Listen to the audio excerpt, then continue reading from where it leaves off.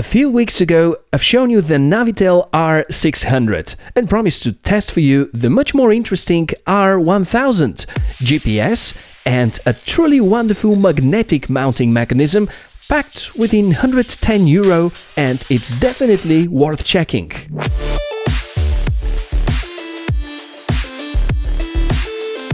Welcome to the Tech4O channel, Michael speaking here, and you're watching the footage from the Navitel R1000 in Full HD resolution. This dashcam is equipped with a GPS. Just look at the bottom left-hand side of the screen, there is real-time information about your speed. I will guide you now through the unboxing and the hardware features, then we will take a look at the menus and we'll of course see a lot of footage, including comparison to models from Mai and Blackvue, so that you get a good idea about how it performs. The unboxing experience is fantastic, and feeling is that you're about to explore a quality device. We can see information about the main specs printed on the box, and that promises to be a well-packed, feature-rich dashcam. Nothing unexpected appears, and this is good. Oh, in fact, one unexpected bonus, that you may get a 12-month license for some of the Navitel apps for free, and usually that costs between $30 and $40, and other than that, a standard packaging for a dashcam with the usual accessories, a USB cable, the charger, which is mini USB by the way and unfortunately has no extra USB port. However, it offers a long cable, some papers, and of course the mounting dock. And this is the part that I like the most about it. It is the first dashcam that I explored that comes with such a magnet-based mount. Gonna tell you something, I live in Bulgaria, and the roads here are often in bad condition, and my concern was that when driving in a bumpy area, the cam will fall down.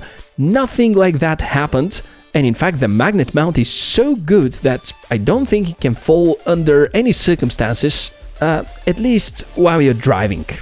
Let's go through the hardware specifications.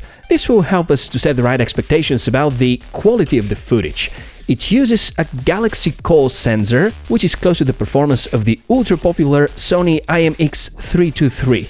The processor is Mstar, 165-degree field of view, and accompanied by the already mentioned GPS. There's a nice, vivid screen. Navigation is happening via the buttons positioned at the bottom, with the power button located on the left-hand side. There are some more extras inside, including a G sensor, embedded Wi-Fi, and parking mode. There are some not so good news now. It has a 180 mAh battery. I generally prefer dashcams with supercapacitors, and they usually are a little more expensive. Pity we don't see such a feature over here, but having a battery will allow you to have parking monitoring for a limited amount of time after you switch off the engine.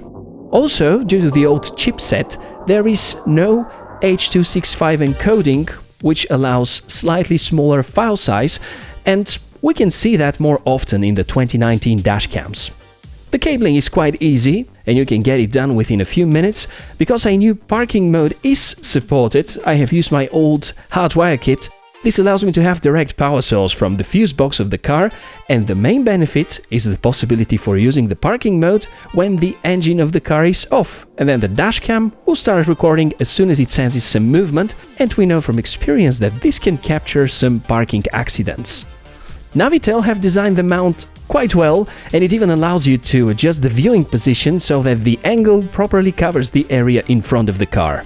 Quick journey in the menus shows the multiple configuration options. From the picture adjustments, only the exposure is configurable. Besides that, you have the option to configure the G sensor sensitivity. The grouping of the menus is good. It is easy to navigate back and forth using the hardware buttons located at the bottom. Of course, we need to inspect the performance. In my opinion, well surpassing the expectations set by the hardware. Sharp image, vivid colors, and a lot of detail. I'm quite surprised to see that within just 12 megabits bitrate. Looks like Navitel have done a decent job with the firmware and made this dashcam work really well. The night footage is sometimes too dark though, but keeps the good amount of detail. You will notice that it gets quite grainy when it is completely dark, which is likely caused by the high ISO setting used. Generally, sensors with fewer pixel counts, like the one here, have slightly better low light capabilities than devices with greater pixel count, because each individual pixel will receive greater share from the light available. Of course, before wrapping up, it is a good idea to put the dashcam side by side with other models, and here is the R1000 by Navitel next to this year's popular 70mm model, the Pro, which costs a little less than the Navitel device. Look carefully at the footage. Make sure to notice the amount of detail shown by both. Also, interesting to compare the low light footage. The big advantage against the 70mm Pro is the availability of real-time GPS data. I think the Navitel R1000 handles well the competition to the Blackvue DR900S2, although the model coming from Blackvue costs about 5 times more, around €500. We can still use it as a benchmark for good software and firmware, and quite obviously the difference in the image quality is not that big. Don't forget that besides downloading the recorded files the old-fashioned way via SD card, you can count on the smartphone app, which also allows some configuration changes similar to what we can do on both the 70mm Pro and the Blackvue DR900.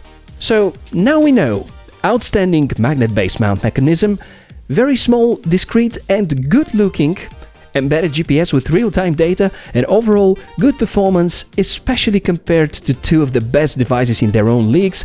Yes, slightly outdated hardware, but still ticks the boxes in 2019.